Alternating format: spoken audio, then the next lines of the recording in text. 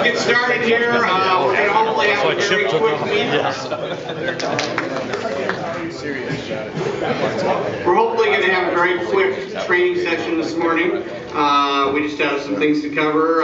First thing I want to do is, let's see here. There we go. We're going to bring up John to talk about some things. We'll have Leslie, we'll have some board updates, and then we'll immediately go into our breakout sessions. So first, Mr. John Lindsay. Hey, fellas. That was really not as much of an ovation as I feel like John Lindsay. But he doesn't agree with I just have a few things to go over. Some of the emails that went out here in the last week. The regular season is Tuesday the 5th. It's the last of the regular season. There's a few games left. Playoff games start on this coming Monday. Depending on the league and who wins and loses from games on Tuesday, if we have more assignments for Thursday or Friday. So just be prepared for assignments coming out. Like if a team wins or loses on Tuesday, they might have a home game on Thursday. Some of the groups, especially up north in District 1, has games at the higher seed. So we have to wait till the seeding to find out who wins and loses on how many more games we're going to have. I did say in that email that the next 2 Saturdays are huge days for playoffs. So adjust your availability in Arbiter for that. We're trying to put out information, post up for locations and assignments for playoffs to give you an idea of when they're going to be in what location and what assignments that we have from the PNBOA.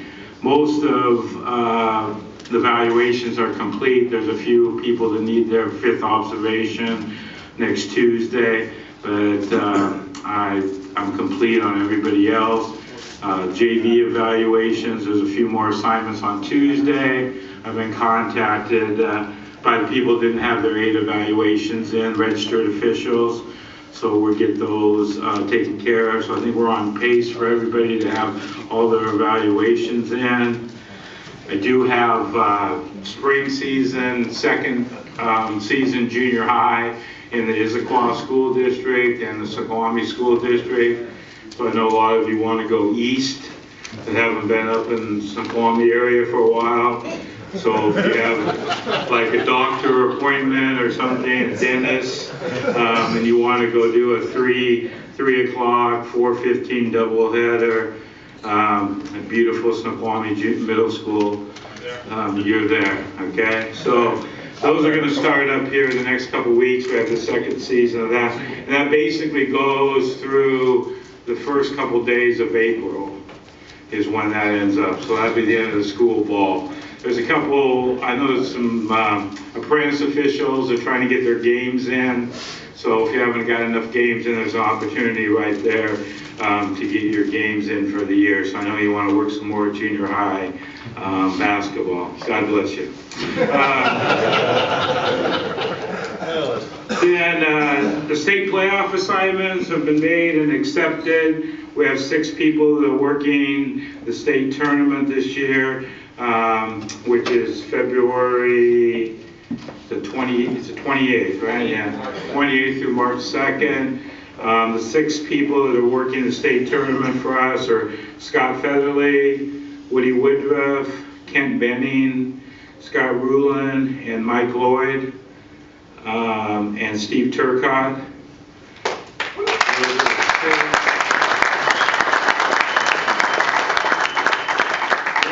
When we get the assignments of what state tournament, what the deal is we give the 6 names to the state, to WOA, and they make the assignments for the state. So as soon as that information comes out, we'll get that to you.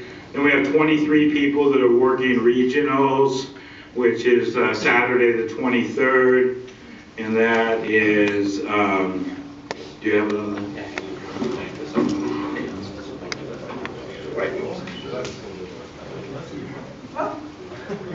Leslie Fitzpatrick. Yeah, Scott, people that work in the regional is Scott Featherly, Rod Marr, Woody Woodruff, Kent Benning, Joe Thompson, Ira Dunbar, Steve Turcott, Andy Reiswig, Meade Fenton, Craig Tamaki, Drew Hendel, Jared Hauser, Suzanne DePoe, Doug Miller, Sam Long, Bob Ames, Sean Matson, Marcy Cotta, Aaron Wood, Kelly Featherly, Kevin Chin, Glenn Martin, and Jeremy Lajowska.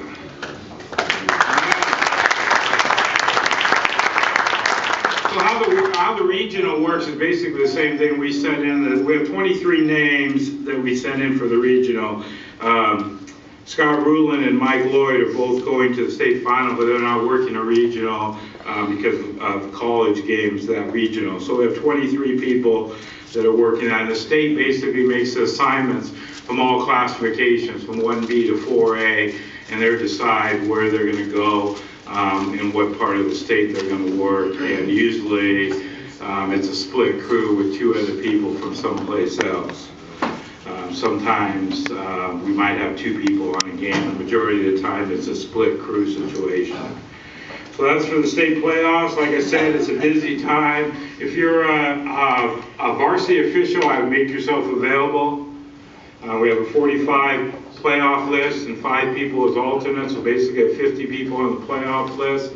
In years past, and some of these Saturdays, especially the 9th and the 16th, with the commitment for the collegiate officials, we've had to go past that playoff list and go into farther down the list to cover all our playoff games. So if I was a varsity official, I'd make myself available just because you never know when you're going to pick up a game, especially on those Saturdays. And if I was a playoff official, I'd make myself available every day. I might not get a game every day, but that opens up the possibility of getting an assignment. If you just give me Tuesday and Friday, it's not a guarantee that you're going to get a game both those Tuesdays and Fridays. I might have just as many games on Thursday or Wednesday. I've got numerous emails from people saying, well, when are the playoff games? I've got a game every day next week except for Sunday. Every single game.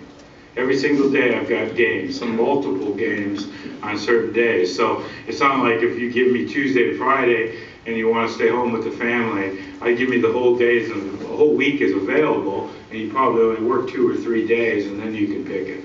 You decide. I just go down the list. The next person available, I'll just go down the list. I'm not going to guarantee anybody. And if you want to work, if you're working girls and things like that, there's just as many girls games. So you have to decide when you're available, how you do it. It doesn't make any difference to me. You can work whatever you want, but I'll just go down the list and other names. So somebody's going to get a game. If you want to work playoffs, I'd make myself available. But that's up to you.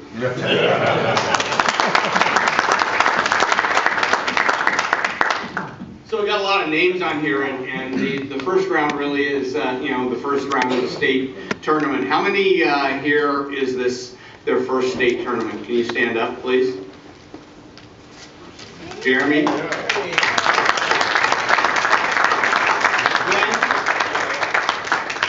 Okay, so, it's something to be very proud of. It's something, go out there and enjoy it. It's fun, so make the most of it.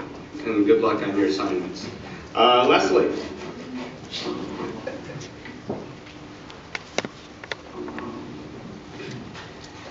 I don't have too much. Just, we had a huge weekend over Martin Luther King. We had close to 600 games, and I only had 1 phone call that whole weekend. You're all wonderful. That many games, and there was only 1 issue on Monday. So thank you all very much for all your hard work, and some of you working 8 games a day. It's tough. We're also right now experimenting with the self-assign feature on the rec games. So what I'm doing is I'm making my assignments, but when I have turnbacks that come back in, those games are going up on self-assign. So when you go to your schedule tab, underneath the schedule tab, there's a sub-tab that says self-assign. So you click on that, it shows the games that are available to be picked up, kind of like our old system with Game Assign, the open game system. So we're experimenting with that. You have to be open in order to see the games. So if you're blocked on Tuesday, you're not going to be able to see any games that are open on Tuesday. So that's kind of how the system works. If anybody's available today, I've got 2 emails, like they come in at midnight, 1 in the morning, turnbacks. So I need some help today if anybody's available. Thank you.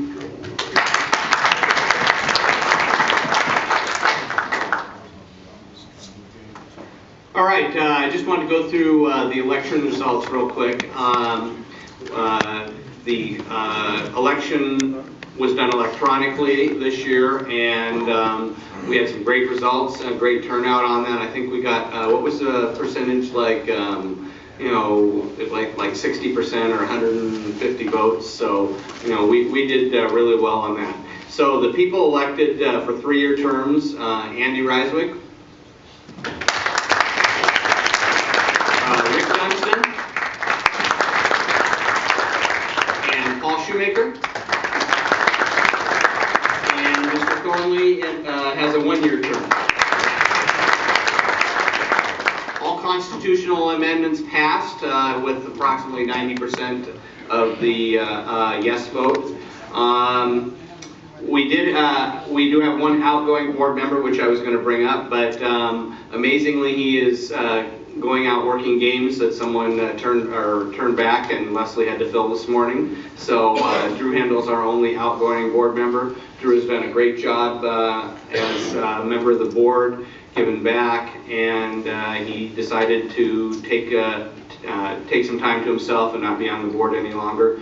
But I just wanted to congratulate Drew on the great job he's done on the board. So thank you, Drew.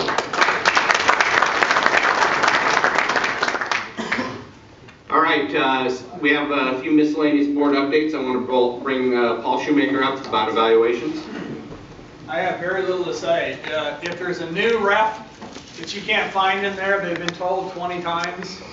So at this point, it's their problem. A few people have asked me about bringing their yellow sheets, and no, you don't have to bring them in if they're got. I'm right here for you. Other than that, I don't have much else. Can we give them to you now if we have them? You are welcome to give them to me, and I will walk them straight out to the waste basket. Paul, do you want to announce the deadline that scores have to be entered into the system? I believe it's the end of the month. I think it's March 1st. I'll verify that. If that's wrong, I'll let you know. 28. 28? 28. All right, thank you. Oh, thanks. One other quick thing. I said this a couple times. Just get in your head that when scores come out, given the way this new system is, the numbers are going to be lower. So don't freak out at the numbers. Right, it's about the rankings, so just get used to that. I know I'll get a bunch of emails, but the raw totals are going to be freaking lower. Just pay attention to the rankings, that's what matters. All right, thank you, Paul. Appreciate all your work on that. I hit the wrong. Bring Mr. Steve Turcott up to talk about the golf tournament for the banquet this year real quick. Any golfers in here? Sweet. Banquet, has the date of the banquet officially been announced? We're good there? It's posted on the website, absolutely. April 13th, right? So we're going to do the... you done now? Yes. Can we go to the corner, please? We're going to do it at the Riverbend Par 3 golf course this year. No? We're actually going to do it at Newcastle this year, which would be really cool. Anybody ever played Newcastle yet? It's really cool. It's silly, and they're going to charge us only $60. So are we going to do it where they take the money out, or are we just going to pay up there? Do we know? Or apparently we can take money out, and it'll go right to Leslie's account, so that's good. And we'll get teams of 4 like we have before. We'll do a scramble, so you can put your own team together. You can sign up individually. We're going to send out an email blast probably this week. But I think we're probably 12 teams, maybe 13, depends how many people want to play and sign up. It's going to work out where we play, and then they have showers there, and then you can shower, then go to the banquet afterwards. So, but we'll send out a note, $60, 4-man team, scramble, and where's Gailey? Gailey here? Right up here. You can give us a lot of money for prizes this year? Yeah.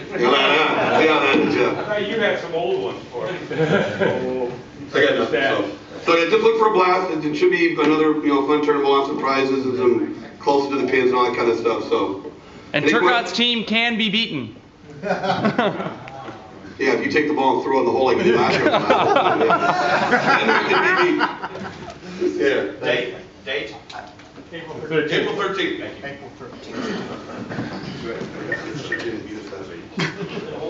Thanks, Betsy. Mr. Thornley, find your page here. If you are a state pass, they're here. Sometimes I recognize you, sometimes I don't. I'm not that smart. I recognize you. So before I leave. Also, I sent out a reminder. It wasn't your first notice about people didn't get their MSAs done on time. I told you that and you didn't do it by October 1st. You got an email saying you need to get it done. That was the first notice. I have to send the list to John, he does your ledger, so I sent that out. I got some interesting feedback from some people. You guys, that's your job, you need to do it by October 1st. It doesn't matter if you're doing football, or you got a new job, or your computer broke down. Those things don't matter. It's your responsibility, you need to get that done. If you thought you had a legitimate excuse, I told you to go to ENG, because that's your option. I just wanted to be clear that, think about basketball. We start thinking about basketball a lot earlier nowadays than used to in the past. So if you don't like that, you got to find just a few. There were 54 people. That's a lot of people out of 272. So keep that in mind. It's a lot of money for a banquet. The other thing is, speaking of banquet, because someone also was upset that they got charged for the banquet and they didn't go. Everybody gets charged for the banquet, even if you don't go. Keep that in mind. We do that in order to give everybody an opportunity to go, and the cost, whatever that word is, makes it better for everybody. Okay, then I'm sitting over here thinking about I was going to show you this demonstration on an arbiter.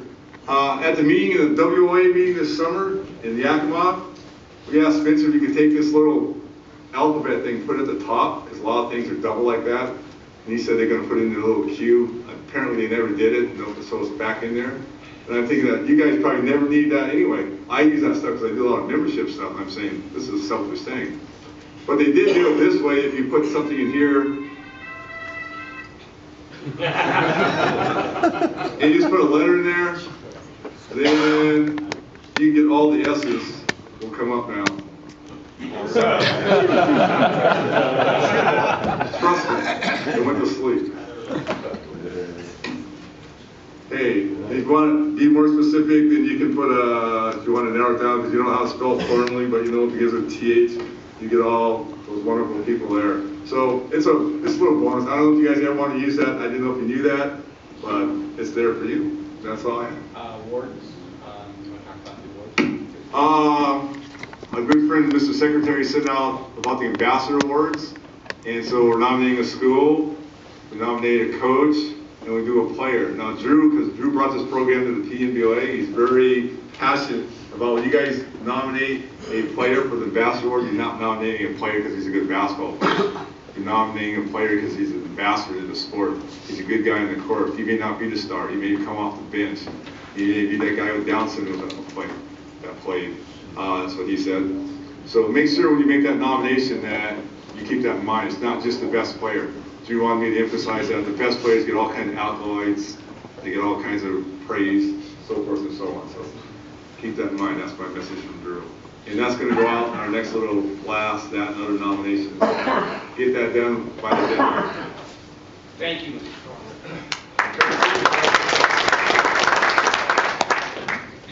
We will also be sending out the Person of the Year, and the Person of the Year, we're going to have nominations this year, and so we'll ask for nominations, and then we will actually have a vote. So actually, I'm asking for nominations right now, and basically what you want to do is the Member of the Year is someone who exemplifies both on and off the court the PNBOA. It doesn't mean they're the best official in the association, but there's someone who you look to for leadership, or is committed and doing the things they need to do. Someone that you you respect within the association. Someone who is outstanding.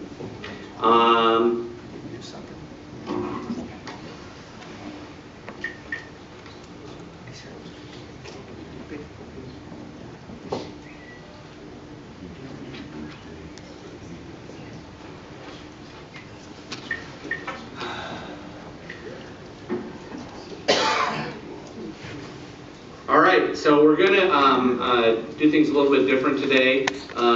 We're gonna do our member feedback session really quick here. And what I'd like to do is get the board members to come up, as well as John and Leslie.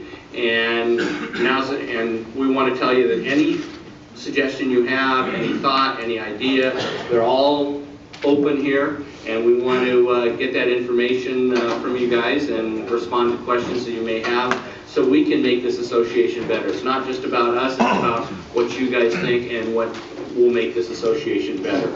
So I'd like to open up the floor. Tim, do you want to say anything? Or do you just want to get it going? Well, initially Joe Thompson submitted some ideas via email because he didn't think he was going to be here. But I just wanted to, Joe's a veteran member who has seen the association through many years. He served in many capacities. We're a big organization. We don't get together that often to collaborate and share ideas. Joe took time to put some thoughts on paper, but we just wanted to open up the floor to give an opportunity for people to either suggest something they think we should look into, maybe bring up a past idea that hasn't been tried in a while. If someone has a complaint or a concern, maybe there's a policy or issue that's in conflict with how we run the group. Now's your chance to spout those out, and a couple of us are taking notes, and it's a time to collaborate together and consider ideas. I would ask that you be respectful of one another and respectful of the organization, and just realize that we're only going to do this for 20 minutes until we cut to our next breakout session. So now is a great opportunity, if anyone would like, to suggest ideas and feedback for the board. And if you guys, one very important thing, because lots of people, like at T school, we have faculty meetings, a lot of people want to speak in front of other people. So if you have a complaint or something you want to say, you don't feel comfortable saying it in front of everybody else, you still have that opportunity to email somebody that you feel comfortable with. Keep that in mind. Joe, I've got your list. Can I start with one of yours? Sure. So first one Joe submitted is a suggestion to eliminate the current registered official evaluation policy. A conflict of interest is perceived to exist between having varsity officials evaluate the registered officials. So a good idea, change to the evaluation program. Did you want to speak any more to that idea, Joe? Well, yeah, I'd just like to hit a couple bullet points on it. So here's the way I perceive this, and I've only been a member of this group since 1982, so I've been through all this many times. Number one, varsity officials are not compensated for performing this service, and most of us have to take off early, get to the game, it's an hour. Number two is we have some people who have a lot of pride in what they do, and then we have others that just go through the motions because they have to do it. I think that's an impact on all these guys working JV games that are doing a really hard job to try and get better and get on the varsity list. The JV officials pay the same dues and assessments as varsity guys. I think they should be entitled to the same type of evaluation process that the varsity officials go through. I think they have earned that. And then lastly, I think that it is difficult to evaluate your peers for some people, because knowing if I'm a JV guy, I know that I could potentially be taking this person's place on the list. So I think that's my conflict of interest thing with it. And I think our organization would be better served affording our JV officials a better process. That's my whole point. Yeah, I hate to jump on your idea, but your second bullet point was, get out of the business of using two-person mechanics for JV games and move to three-person crews. I think that ties into what you're saying, is to properly evaluate someone on whether they're qualified to move up to varsity, to evaluate them on the performance we're going to expect. And I just, one comment about that kind of really concerns me. I probably haven't done as many evaluations as Benny or Williams or some of these other guys, because I'm not available all the days. But there are some JV games that I honestly believe are as difficult or more difficult than a 1B, 2B, or 1A game. And we're putting these guys out there, 2 people on this game. It's a tough game, and I think our JV officials deserve better than that. And the other thing that bothers me is everybody else is moving to three-person mechanics on JV games. Snohomish does it now. Peninsula does it now. Olympia does it now. Or I should say South Sound.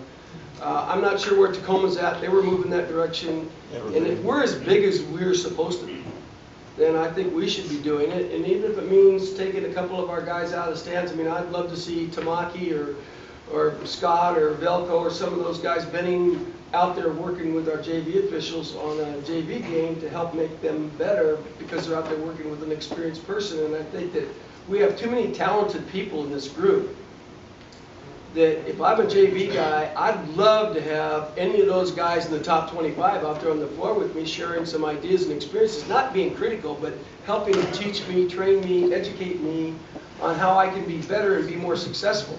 I mean, somebody's got to take my place here pretty soon. And I want to see you guys be successful, and we've got a lot of talented people that can help you get there.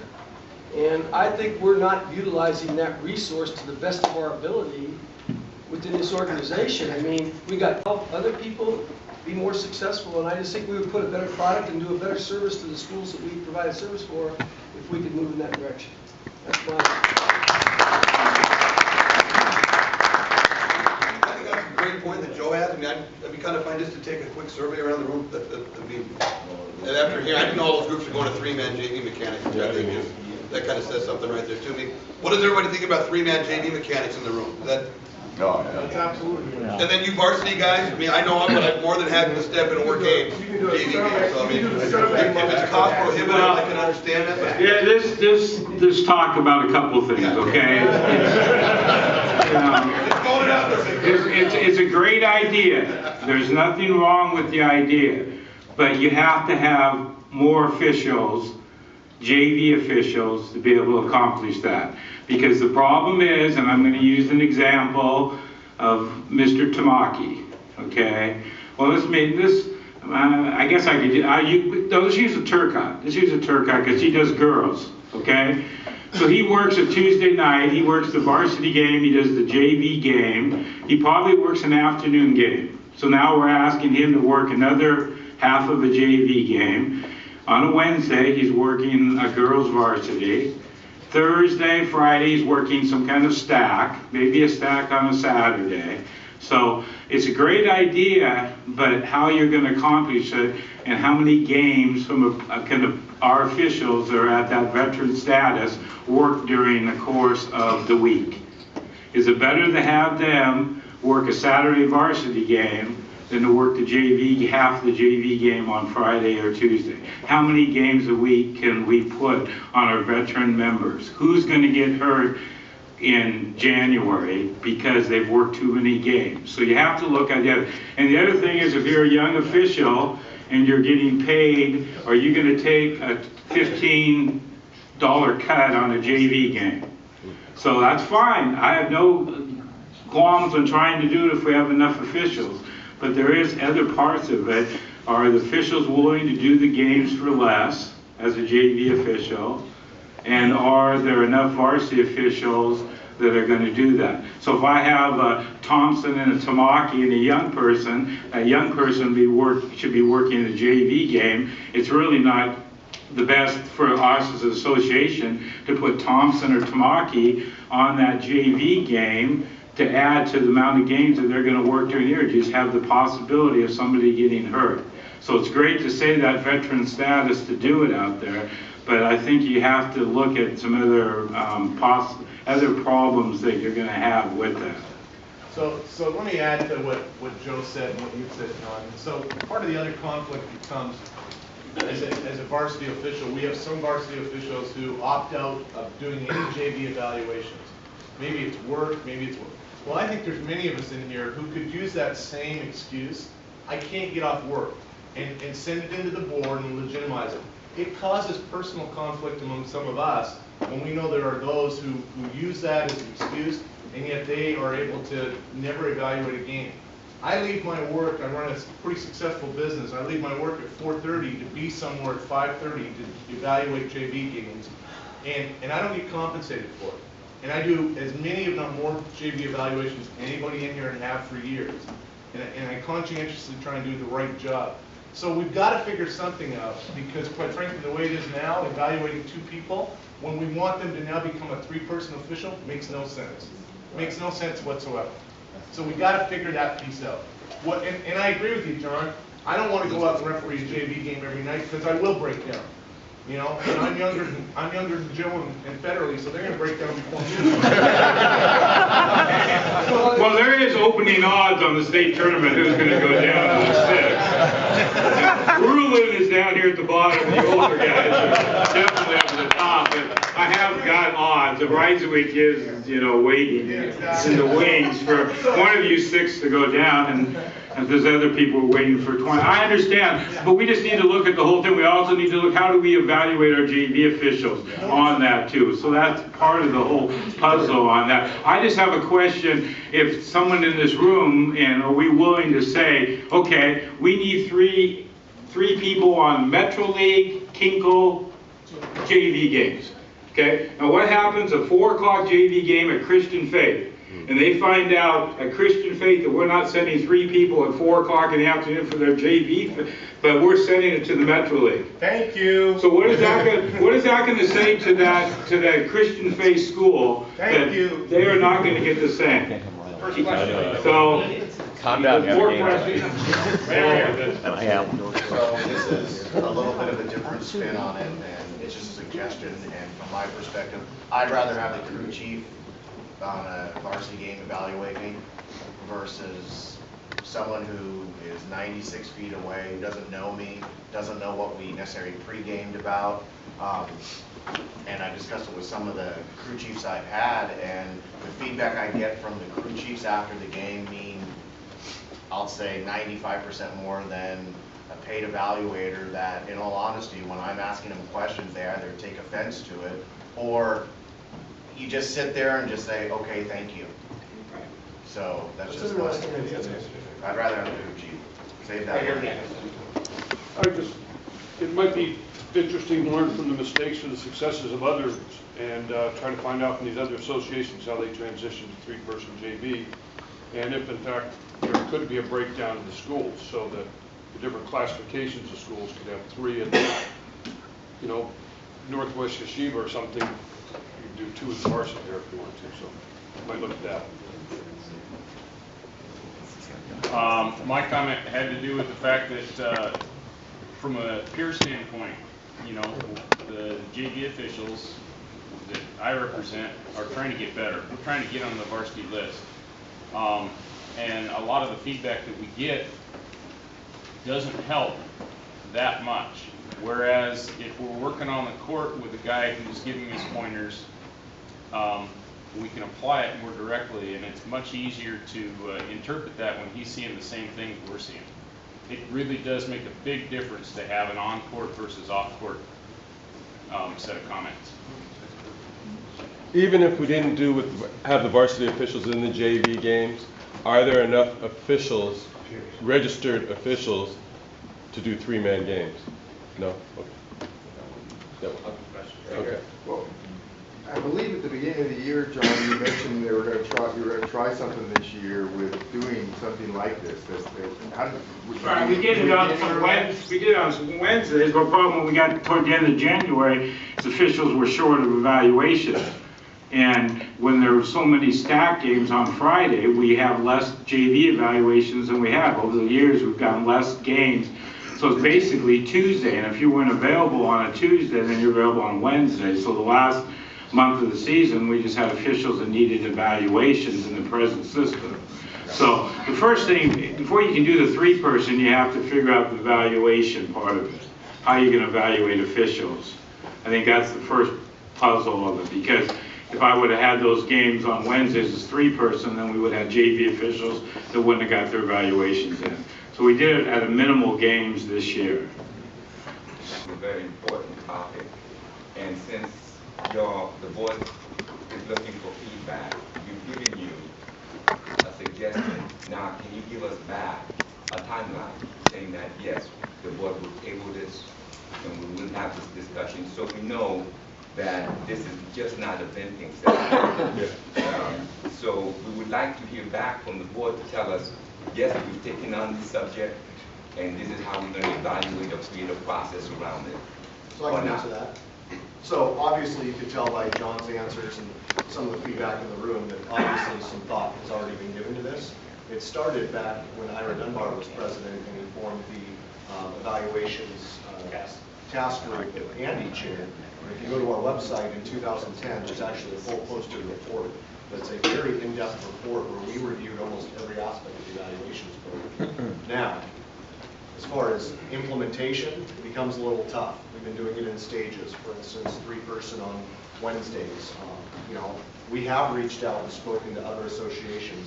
For instance, unfortunately, we're at a little bit at a disadvantage in Seattle because we do have so many games to cover. Snohomish got immediate buy-in from their members to take the pay cut in working JV 3-person, and they also had fewer games to assign. Now, that could be relative to their number of members. But I will say, Paul's group, the evaluations committee, they discuss this idea regularly. So what you should be looking for is report backs from the committee chairs each year. And if you don't see the answers to the questions you need, you should feel free to contact the chair directly. You know, what was considered in this matter and what you guys decided. Show of hands of who served on the ad hoc evaluations committee in any capacity. Names, I mean, you look around the room, Will's in the back, Ken, Scott. So I think these ideas are all great. They have been looked at in the past. But now we need to restart the wheels. We need to look at them again and not give up and keep pushing forward. All right, so do we still want to continue on this, or do we have some different subjects? I know evaluations is a big thing with everyone. There's one piece that we've left out here that really bothers me. The service that we're providing to the customer. We can make all kinds of excuses why we can't do it, but if I'm a school and I have a program and I'm your customer and I'm telling you that I have a need, it would behoove us to provide that service. We don't tell the schools what to do, they tell us what to do. And I think we can come up with all kinds of reasons, but I'm going to tell you, I've heard from enough people sitting on the District 2 board that they think we could do a better job, meaning the PNBOA, of servicing their schools by using, they don't like the idea of seeing Scott and Joe or Kent and Joe sitting in the stands and 2 guys out on a JV game and it's going to hell in the handbasket, okay? They don't understand that. They don't care about our observation policy for JV officials. They figure we can work something out, which we probably could. They care about the product, okay? And I think that sometimes, we all took pay cuts when we went to 3-person on varsities, didn't we, guys? Yeah. Okay, so if we got to take a pay cut to go 3-person on JV games, so be it. That shouldn't even be an issue. We can't lose sight of who the customer is. The customer is not the PNBOA. The customer is the schools that we service. And the sooner that we realize that and treat them as a business partner, the better off we're going to be. And I think that we all have already agreed there are going to be tougher games in Metro and in Kinko than deserving of 2 people. Okay, but you serve on that same board, and I'll get back to that same question. Christian Faith at 4 o'clock in the afternoon is a JV game, and they send us a schedule that they play stacked. Every game they play is stacked games. They're not saying that they can play at 5:45, where we can have a possibility to get officials. They're saying we have to play at 4 o'clock, 3:30 JV game in the afternoon. So that's my question to you. Someone besides the signing secretary have to answer the Christian Faith why they're only getting 2 officials on that 4 o'clock game. Or we go out and have to get at least 60 more officials to have 3 people at 4 o'clock.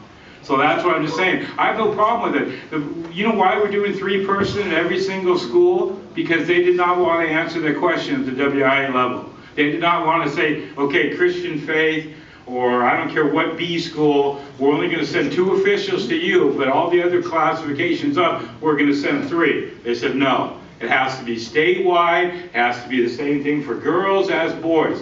So that was forced from somebody different from us. You know as well as I do, there's games out there, and girls basketball games especially out there, where they should only have 2 officials. But we have 3 officials because that's what we were told by someone else on that. I understand the service part, but someone is going to have to explain why we can't cover a 4 o'clock JV game 3-person. Because we will treat those schools different from the 5:45. John, I totally understand that, but here's the bottom line, and let's be realistic about this. If the schools, if Mike Colbrisi or the WIA come to us and say, you will cover all JV games with 3-person mechanics, and if you can't, If you can't, which I'm hearing kind of what you're saying is you can't, even though we're 300 members strong or 280, I mean, we're huge. We're a great group for our size. If you can't cover those, John, I got an answer for you. Snohomish County will take some of your schools, Tacoma will take some of your schools, and you just tell us what you can cover. Because that's where this will evolve to. So we can make all the excuses in the world, and I understand exactly what you said. Christian faith deserves the same thing as Rainier Beach or Bob. I totally agree with that. But the bottom line that we're going to get to in all this conversation, and let's cut to the chase and get there sooner than later. I'm telling you, you got to have it. If you can't provide the service, I will hire someone who can.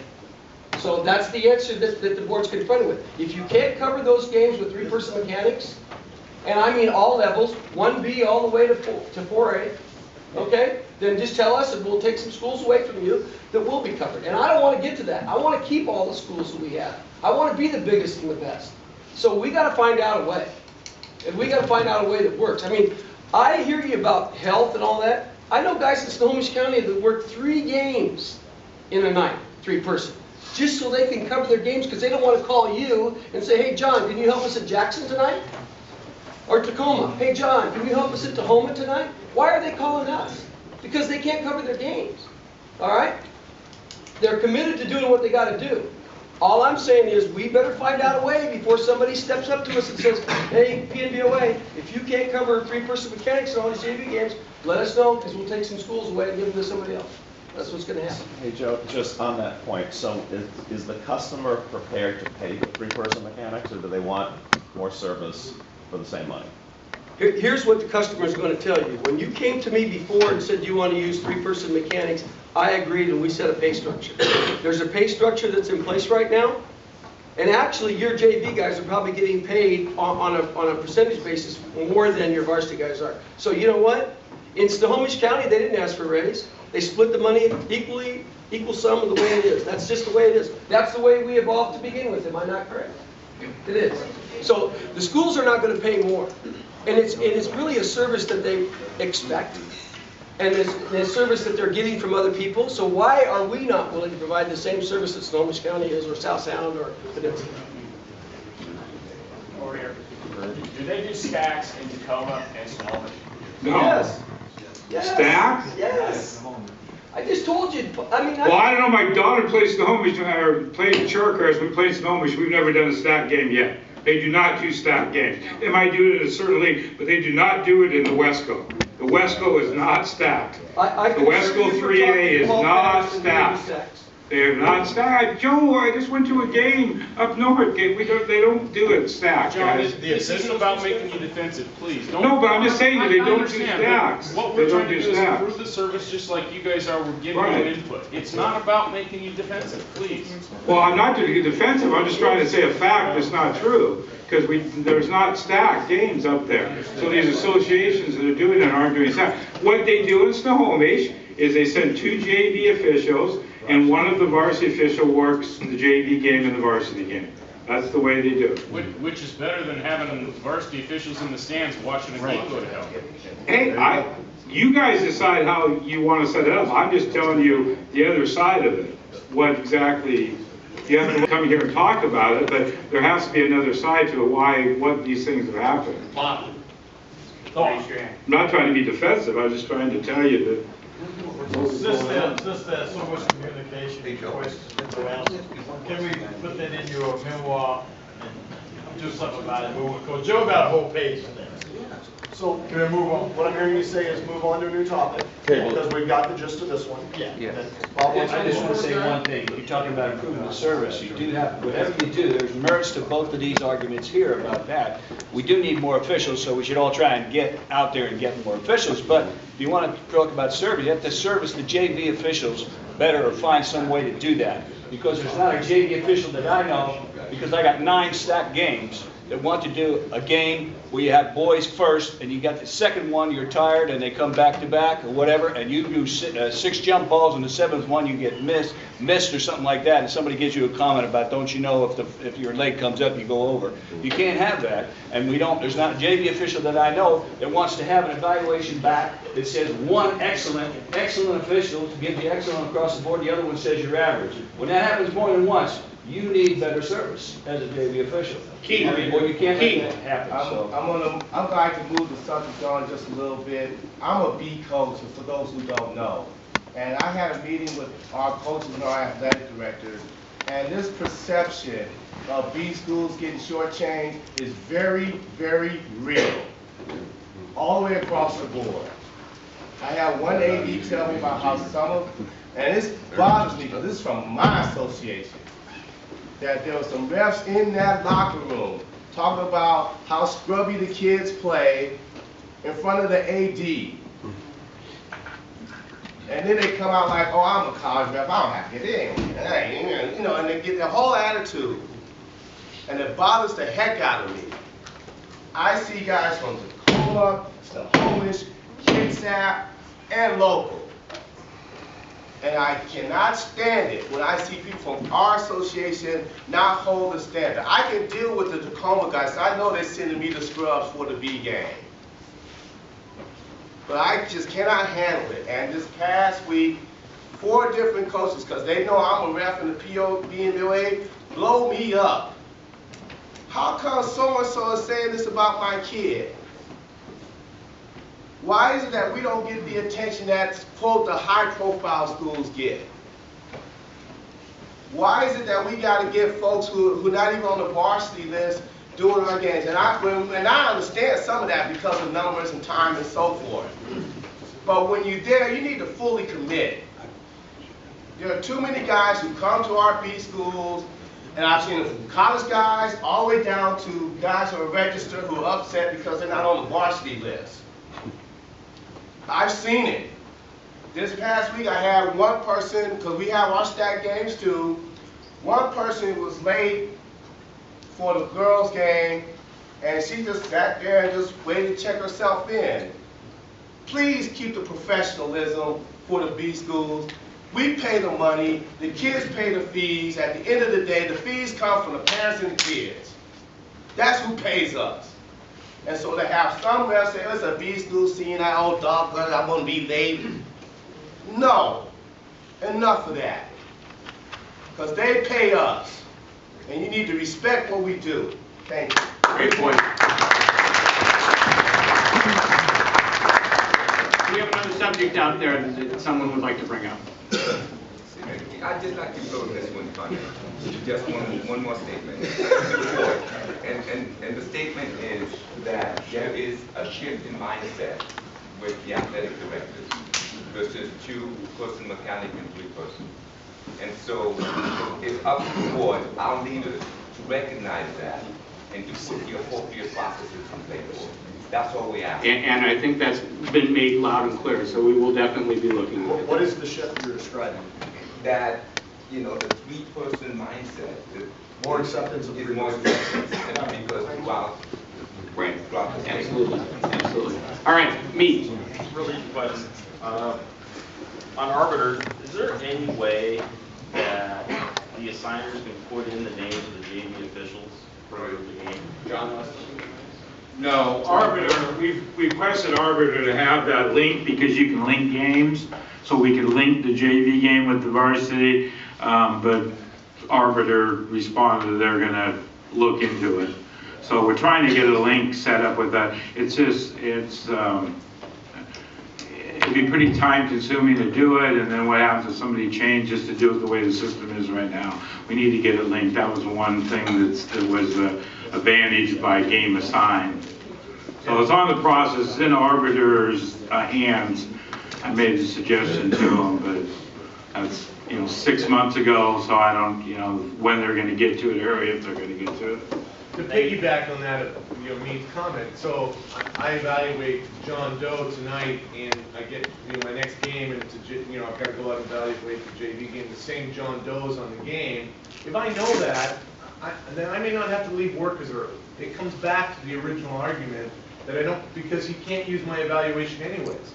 So it would really be helpful if we knew who those JV officials were like we once did. So whatever power or whatever influence this board has to make that happen, and if that means we've got to figure out some other way, I would strongly encourage you to look at that. I'd like to address the MSA that all the notices that came out here this past week, and I was one of them. My assumption or understanding is that this is the first year it was moved. Was it not December 1st before? Was it moved to October?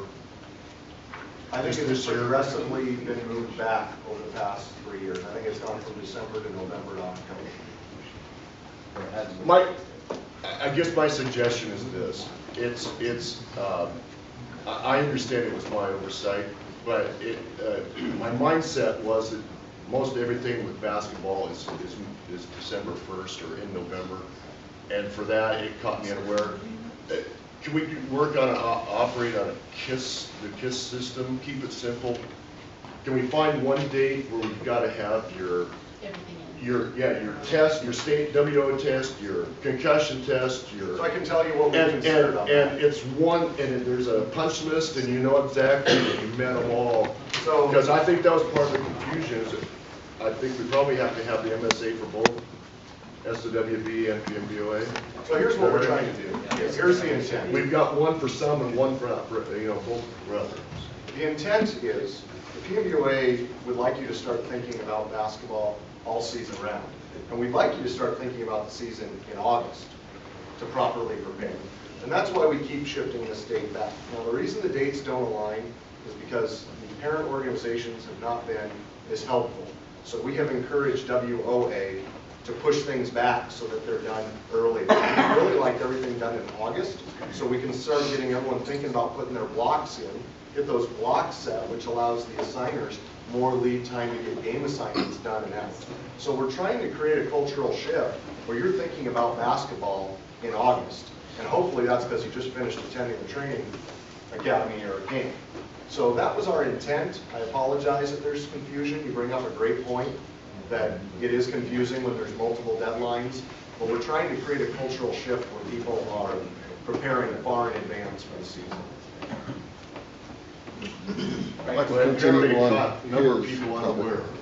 his, on his topic, because that caught me unaware as well, because like I said, it does get moved, and I'm not thinking about basketball in August.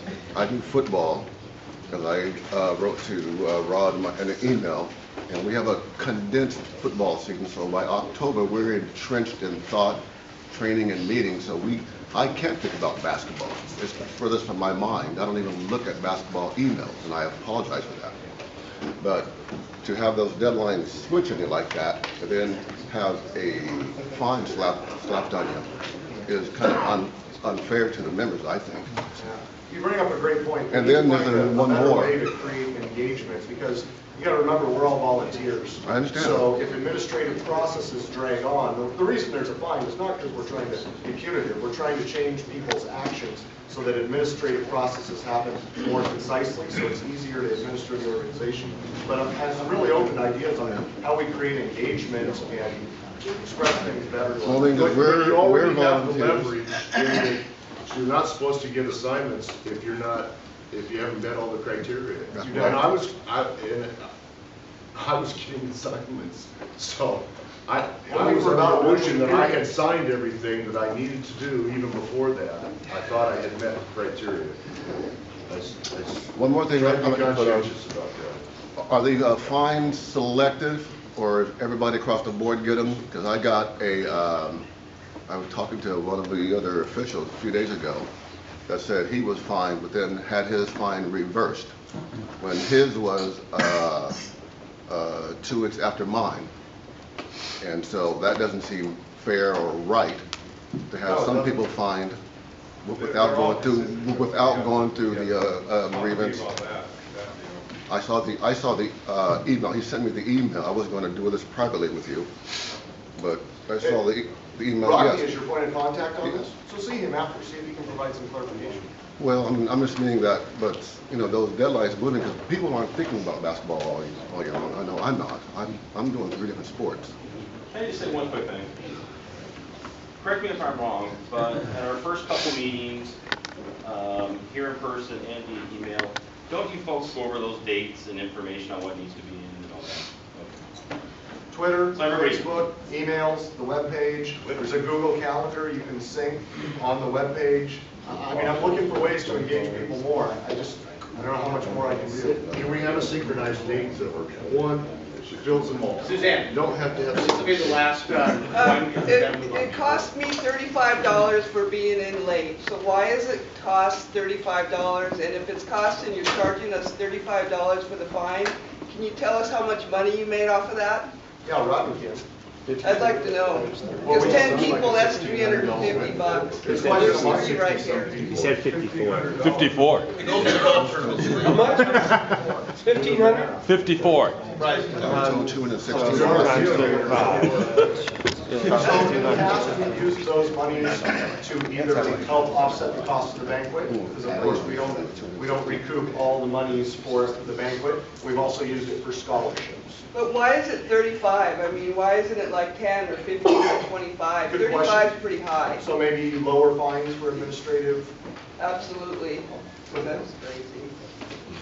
It's almost a game. My assumption is the higher the fine, they're trying to make it so that you'll make sure you get it in.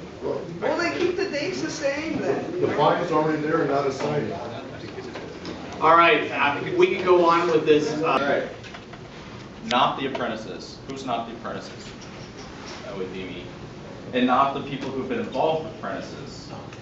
Do you have any idea where this is going to go without even looking at the first slide? It was up on the big screen.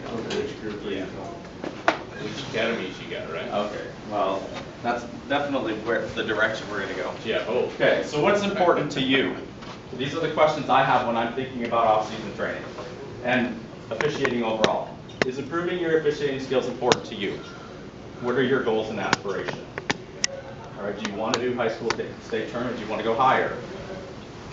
Do you have a plan in place to accomplish your goals? These are all the questions that were asked of me when I was coming up. Are you committed to controlling the things you can control? How much of your officiating future is within your control? So, let's talk about the last one. What would you guys say? How much of your officiating future and advancement is within your control? All of it. Training. Everything but injuries. Everything but injuries. Okay. Well, that was actually a better response than I expected, because I think the majority of it is within your control. I don't think all of it's within your control. You can't control evaluations. You can't control the college assigner who's going to come and watch a camp or an academy, and he's looking to promote to his organization or hers. So I think the majority of it's within your control, but I certainly don't think all of it's within your control. Who's responsible for your improvement? The apprentices have been hearing this from day one, all right? Only you are responsible for your improvement. I can't force you to improve. I can't force you to want to improve. It's all up to you. You will only be as good as the effort you put into becoming the best official you can be. Apprentices, did you hear this on day one? Only you control how much investment you make into the effort you put into improving yourself. We are responsible, we being the association, the board, are responsible to provide opportunities and inform you of other opportunities that are available. So the way we do that is I'll publish a list of academies and camps that are coming up as soon as I know what they all are. Well, I'm getting ahead of myself. So if you are advancing, you could blame the system, and trust me, a lot of people do. I don't know if anybody in here has. Doesn't really matter to me if you have.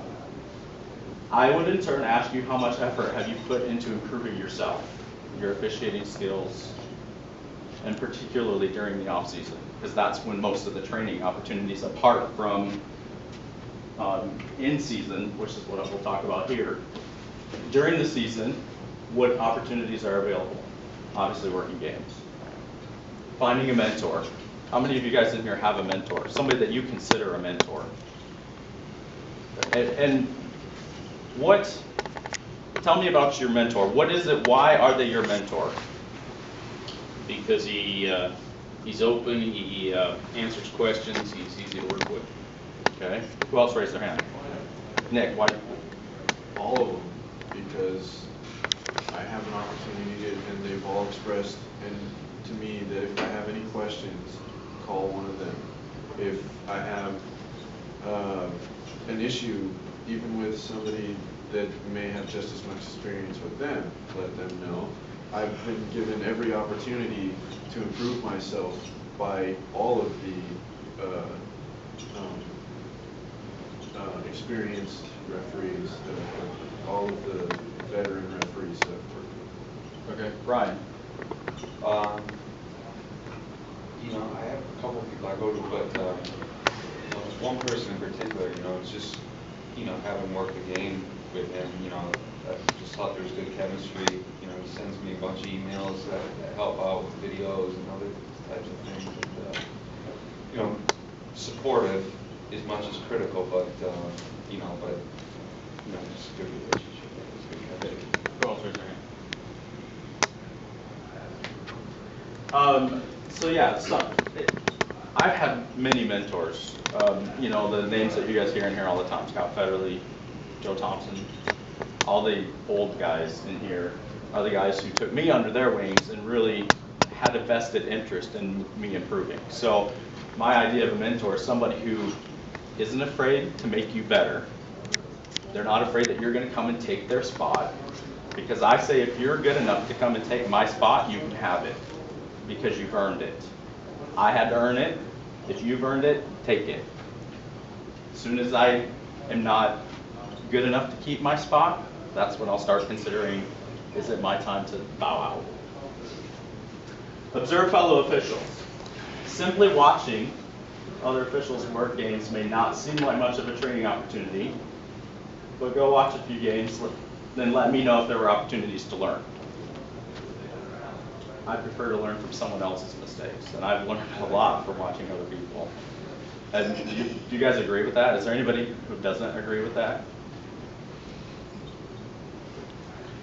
Sir. I had a game once where I try and stay for half, I try and stay for a whole game if I can. You know, and it gets a little long after you've done a C game or a JV game. Yeah, sure does.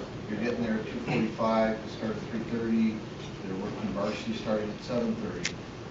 I had one game where I was able to stay for the whole game, and I watched, and I didn't think it was a big deal. And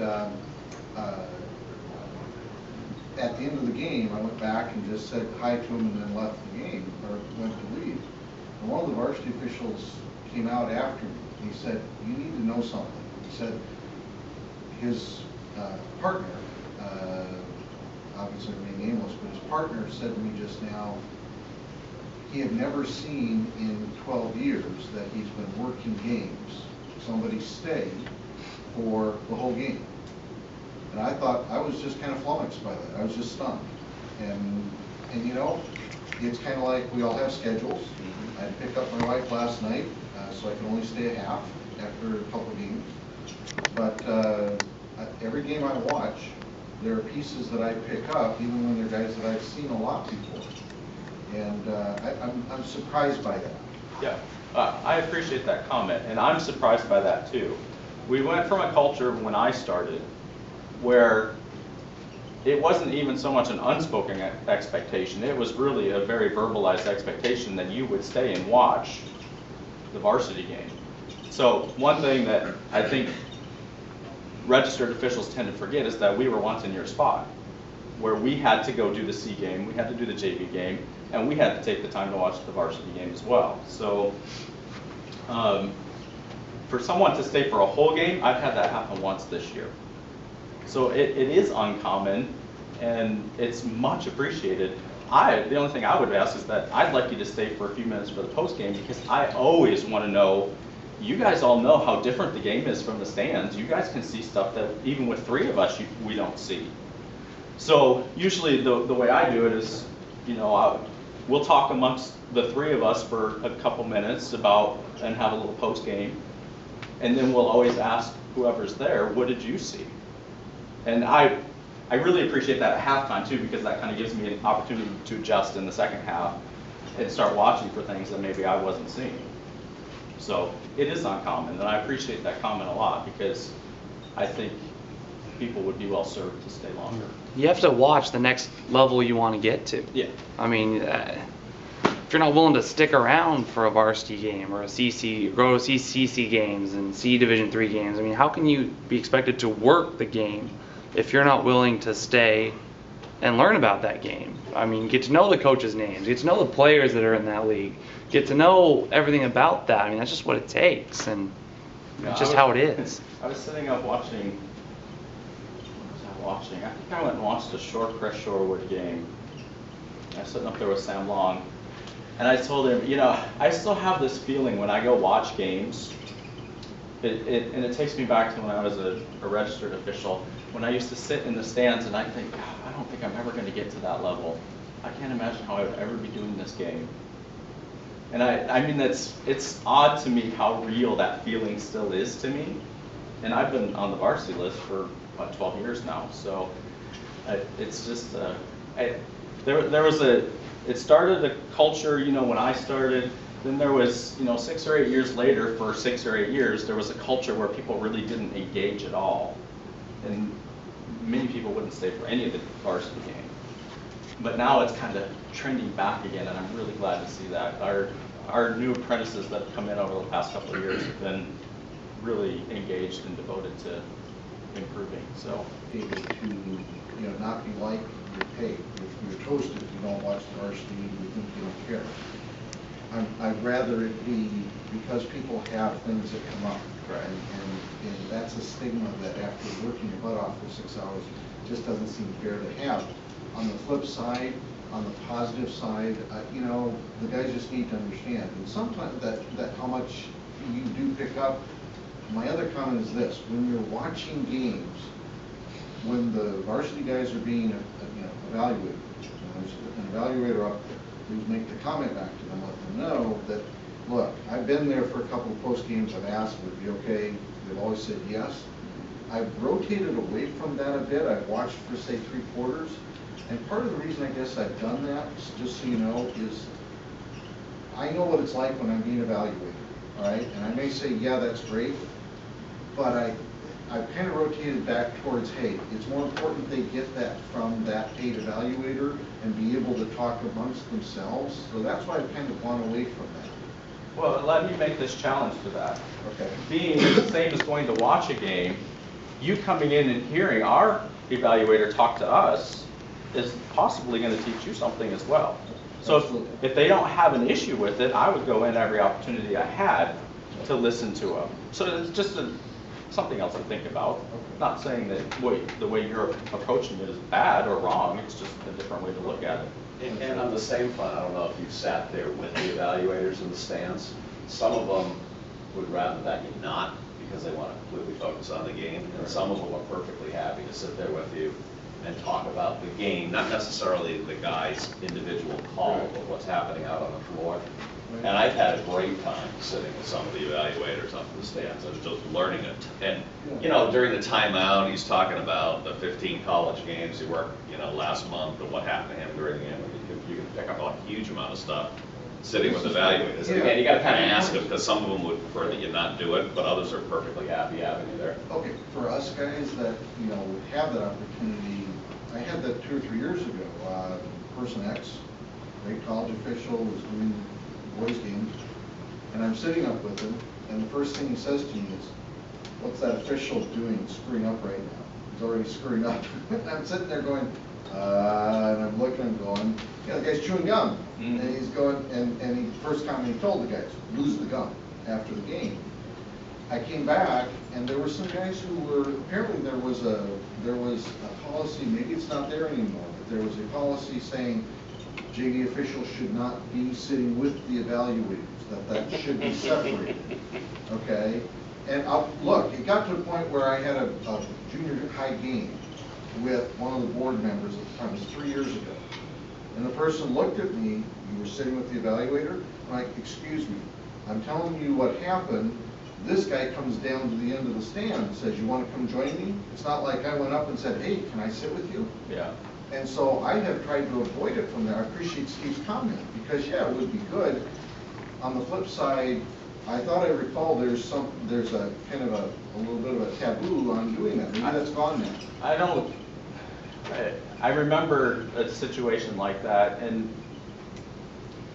we're a group of, what, 280, 300, so you've got 280 different personalities. So there might be some people who think that you're taking away from the observer's ability to focus on the game and see and observe me properly, because you might be causing him a distraction. There's no policy that says that you can. And I really say if the evaluator says that you can, I don't personally care what the varsity guys think. If the evaluator feels like he can give a fair evaluation and teach you something at the same time, well, go for it. The evaluator's thinking that I'm trying to avoid them, because I've had several times where I've seen them and they kind of looked at me and I'm going, you know, well, just. That nothing hurts with going up and introducing yourself, saying, Oh, yeah. I just don't want to feel like I'm causing a distraction. I don't want the varsity guys to think I'm distracting you, so I'm not. You know, it's just handling the situation appropriately. But if you can, any opportunity you get, do it. Take it, because that's just another opportunity to learn something more. Thanks. Fellowship and listening. Some of the greatest learning opportunities in our community is simply by spending time with your fellow officials and sharing stories. And this is one thing that has changed that's bothered me a little bit, is that there used to be a lot of camaraderie after the games. Every Friday night, we'd go meet at the Pump House in Bellevue. That's not really happening anymore. So those are the times when you really learn a lot as well, because like I said, people will talk about things that happened in your game that you could never dream of would happen. So I guess I'm kind of feeling a bit of a burden to try to start to recreate that culture again and try to get like Mitch's and Jeff's, their what's the word I'm looking for? Their shoot. Buy-in? No, not their buy-in, but their age. Their age group. What's the generation? Get their generation of officials to see the importance of that and take the initiative to really want to take that and continue it, so that, because those are great opportunities. They're doing it, they're just not inviting your age. Well, that might be true. All right, so opportunities off season. You'll have recreational ball, which is going all year. Spring league school ball, which is going to be, there's a lot of spring leagues that happen, so you guys, it's all going to be 3-person. Don't let that just be a distraction or discourage you from participating, because that's really going to start to be your introduction to 3-person. And the more you learn and understand the 3-person game, it's going to help your 2-person game, because you're going to realize things when you're working in a center slot, that's stuff that you might be missing in a 2-person game, and it's going to change how you think about a game when you officiate it as a 2-person. So don't let that be a discouragement. And all the academies and camps, which I believe are the most important thing that you can do in the off season, are going to be 3-person. I want to add training videos online, because they are now more and more getting online, and you can watch those to get more information, because they're just a lot of information. It's just, everything's going to the internet. Yeah, it sure is. Everything's going to the internet. And so I guess I'm still old school kind of, because I should have added a whole page that said that, and I didn't even mention it. So you're absolutely right. I mean, you could go to YouTube, and I've typed in YouTube, what did I type in? Block charge, all sorts of stuff comes up. Did you see yourself yet? No, not yet. I've never had a blarge. But it's a great opportunity. Everything's, I mean, we're just taking it out of the classroom and putting it on the internet. Yeah, it's very true. And well, I know that as a group, we're trying to work towards getting a site where we can have clips and stuff that will be training clips. I need to find out, because I know Mark Cook has it for the college and they do it a lot in there. But I don't know if everybody has access to that. I don't think that they do, but. Let's say on that YouTube part, I have some friends go out and film me sometimes the games, and I break it down. I've posted 10 to 15 just clips of plays onto YouTube, and there's like block charge call, whatever, Blanchette, and there's a comment field, like over 100 comments on one of my videos of refs all over YouTube just saying, oh, well, what about this? And then, oh, the new rules this year, team control, and like, and the dialogue just starts going. people are actively searching, like they want to see. I those suppose videos. that's probably the modern version of fellowship. That's the pump house. YouTube is the pump house. I guess that was going to be my same comment, is the comment strands after the videos are even as helpful as the actual video itself, because there is a pretty good dialogue that goes on, and there are people all over the country, all over the world, watching these things. So you do get kind of a lot of different perspectives besides just the person that's posting the video. Yeah, that's good. Yeah, I should have had a whole page on that, and it never even crossed my mind once. So I challenge you to find any official that's advanced beyond the recreational level that will tell you that attending numerous academies and camps is not the single most important factor to your success. And before we continue, I want, as you guys all bounced into, share. When you find something, share.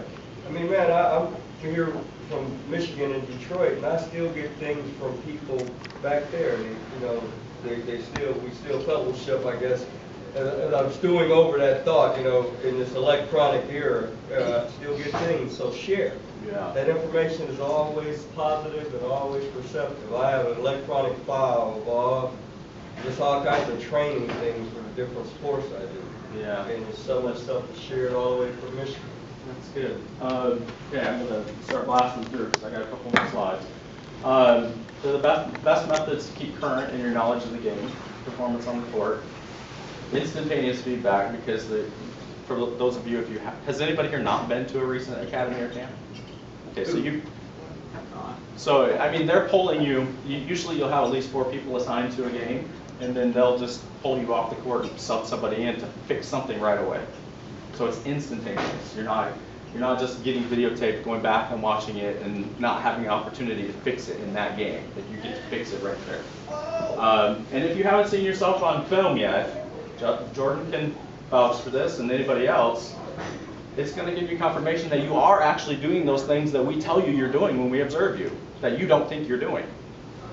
Are all camps certified?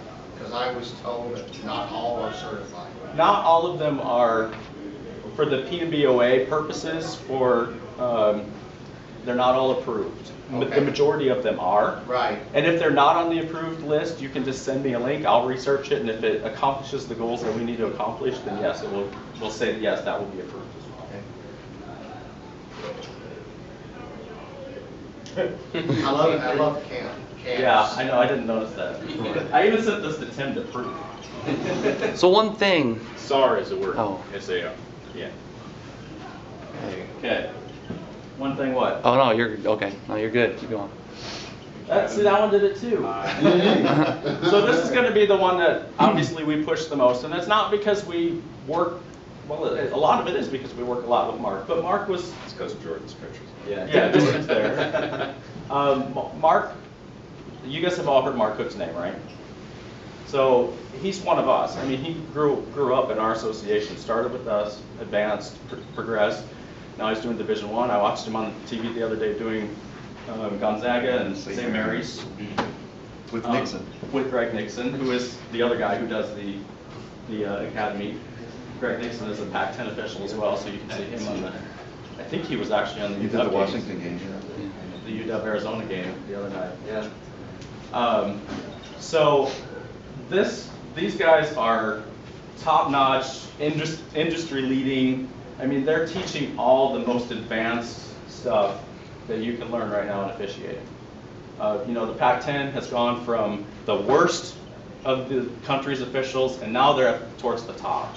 And it's because they've all adopted what they're teaching at these camps, or academies. So you guys, if you need to go, and they're right here in our own backyard, you get one at UW, which is the one that I suggest for all the newer apprentices. Then you get the elite one, which is much more advanced, much more high level, and that's more for people who have been on a couple years and have a little bit more experience. So those are the ones I'm going to push, but there's a lot of them. There's a lot of camps all over the United States. So just out of curiosity, how much do these camps run? I think 250. I think Mark's is 400 for the elite and 250 for UW. What happened to my slide that had the? Oh, I didn't say it all. So be sure you apply for a scholarship. Not everybody applies for a scholarship, and you know what? We give $150 to 20 people every year to help offset those costs. So it might only cost you $100.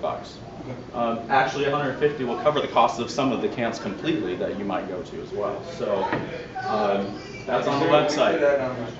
Yeah, it's under the members tab. It's the last thing on the members only tab. Okay? And to get promoted, you need to do it anyhow. So that's all I have. You guys got any more questions? Halski, how many people were at that UW one last year? About 35, 40 people. Okay, so you had 35 people. You had Greg Nixon there, a Sweet 16 official, very likely going to be an Elite 8 Final Four guy. You got guys like Scott Twardowski in the NBA, you know, Mark Cook. You know, you have all these guys, and they're only 35 people. You're getting hands-on attention. I think that's the best camp out there. And don't be intimidated by that camp. Yeah, no. Of official ranges from some pretty decent guys ready to make the next move to people really that are just starting out, and yeah. You will not be out of your element. That ECOA UW camp is the one to go to. And don't be put off by Greg Nixon coming up and screaming at you. He's a different man. He doesn't do that anymore. He doesn't do that anymore. He realized he was a little too intimidating. I saw another hand. Last summer you didn't recognize him. I was just gonna say, I went to it last summer, and you get 5.5 hours from him, and a couple other guys, but mainly from him. When you're done, you're like totally different in your Yeah, these guys think about officiating in a way that I've never, and I probably never will be able to think about it like they think about it. So these Division I guys are incredible. So anyhow, thank you for staying. Have a great weekend.